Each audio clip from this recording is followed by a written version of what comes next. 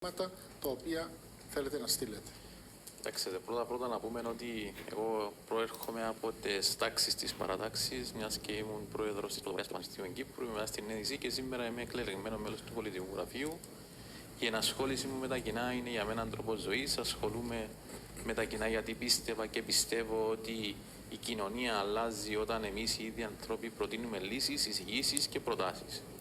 Σε αυτή την περίοδο έχω καταθέσει συγκεκριμένες προτάσεις, συγκεκριμένες πολιτικές, συγκεκριμένες εισηγήσεις, έτσι ώστε να βελτιώσουμε την καθημερινότητα των πολιτών και να δώσουμε μια καλύτερη καθημερινότητα προς τους πολίτες. Γιατί σήμερα βιώνουμε μια κρίση η οποία είναι και στεγαστική, η οποία είναι και οικονομική, η οποία είναι και ουσιαστικά υπογεννητικότητα που μαστίζει την κοινωνία και τους πολίτες. Και αν μου επιτρέπετε να παρουσιάσω κάποιες προτάσεις. Μία πρόταση έχει να κάνει με το κοινωνικό δάνειο, το οποίο λέω ότι θα πρέπει σήμερα το κράτος να δώσει σε όλα τα νέα ζευγάρια ένα ποσό 50.000 ευρώ σαν δάνειο, που με το πρώτο παιδί αυτό το ποσό θα γίνεται άτομο, με το δεύτερο παιδί θα διαγράφεται κατά 50% και με το τρίτο παιδί θα διαγράφεται εντελώς. Με αυτόν τον τρόπο θα στηρίξουμε ουσιαστικά και πρακτικά τη νέα γενιά, η οποία σήμερα αντιμετωπίζει τεράστια οικονομικά προβλήματα στέγασης κτλ. Μια δεύτερη πρόταση έχει να κάνει κυρίως με το κομμάτι πάλι της στέγασης, όπου σήμερα θα πρέπει το κράτος να έχει αυτή την τεχνολογία, έτσι ώστε να μπορούν οι πολεοδομικές και οι οικοδομικές άδειες να βγαίνουν με το πάτημα ενός κομπιού και όχι να περιμένουμε 3 μήνες ή 6 μήνες ή ένα χρόνο για να μπορέσουμε να βγάλουμε αυτές τις άδειες.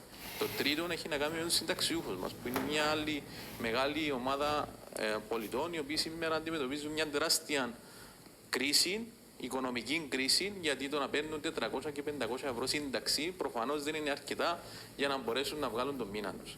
Άρα χρειάζεται να αυξήσουμε το εισόδημα των συνταξιούχων και να παίζει ρόλο τα πόσα παιδιά έχουν βάλει αυτοί οι συνταξιούχοι στην κοινωνία, γιατί αυτά τα παιδιά τους σήμερα συνεισφέρουν στο Ταμείο Κοινωνικών Ασφαλίσεων. Κάποιες άλλες προτάσεις έχουν να κάνουν με την αύξηση του επιδόματος τέκνου και της φυσικής χορηγίας. Γιατί δεν γίνεται σήμερα η χορηγία, για παράδειγμα, να είναι το ίδιο ποσό που δόθηκε για πρώτη φορά επί διακυβέρνησης του Κλαφουκληρίδη και να έχει μείνει το ίδιο ποσό. Να αλλάξουν και τα όρια των οικογενειών που λαμβάνουν αυτά τα εισοδήματα. Και την ίδια ώρα να στηρίξουμε ουσιαστικά και πρακτικά τις οικογένειες με παιδιά για να μπορέσουν να μεγαλώσουν τις οικογένειες. Προέρχομαι από μια πολυτεχνική οικογένεια. Είμαι ο τέταρτον παιδί των 5 παιδιών της οικογένειας. Και γνωρίζω από πρώτο χέρι ποιες είναι οι ανάγκες και κυρίως ποιες είναι οι ανάγκες των νέων. Είμαι νέος, έχω μια οικογένεια, έχω ένα παιδάκι.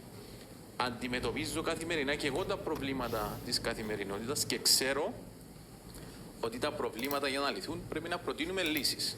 Το σύνθημα μου σε αυτήν την προεκλογική είναι λύσεις που αξίζουν και είναι οι λύσεις οι οποίες προωθώ καθημερινά και συμβάλλω προς τη συζήτηση για τις βουλευτικές εκλογές. Γιατί θέλω πραγματικά να δώσουμε συγκεκριμένες λύσεις και υπάρχουν οι λύσεις σε όλα τα προβλήματα, κατά τη δική μου προσωπική άποψη. Γιατί ως οικονομολόγος έμαθα και ξέρω ότι τα προβλήματα μπορούν να λυθούν εύκολα, φτάνει να βρει τον τρόπο. Και οι τρόποι υπάρχουν. Ξέρετε, σήμερα εργάζομαι σε διεθνή επενδυτικών όμιλων εταιριών, όπου είμαι και οικονομικός διευθυντής σε αυτών των όμιλων. Και καθημερινά βλέπω ότι η Κυπριακή Δημοκρατία και η Κυπριακή Οικονομία έχει τεράστια προβλήματα λόγω της κρίσης η οποία υπάρχει σήμερα και στο Ιράν, γιατί θα μας επηρεάσει και εμάς σαν μια μικρή οικονομία πολύ σύντομα και το βλέπουμε καθημερινά να συμβαίνει και με τις αυξήσεις οι οποίες συμβαίνουν σήμερα και στο πετρέλαιο και στην ενέργεια και στον γκάζι και θα πρέπει να λάβουμε μέτρα. Η κυβέρνηση πήρε κάποια μέτρα την προηγούμενη εβδομάδα, τα οποία παρουσίασε. Όμως η δική μου προσωπική άποψη είναι ότι κάποια από αυτά είναι προς τη λαθασμένη προσέγγιση. Για παράδειγμα, το γεγονός ότι βάλαμε μηδενικό ΦΠΑ σε είδη όπως είναι το ψάρι, το κρέας και το πουλερικά, για μένα αυτόν το συγκεκριμένο μέτρο δεν θα φτάσει προς τους πολίτες, προς τις ευάλωτες ομάδες του πληθυσμού που έχουν ανάγκη.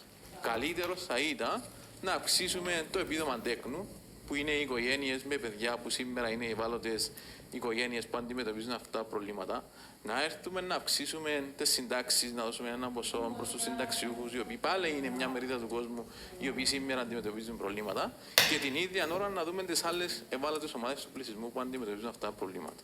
Κύριε Ηλίας, ευχαριστούμε πάρα πολύ. Κύριε Λεωνίδου.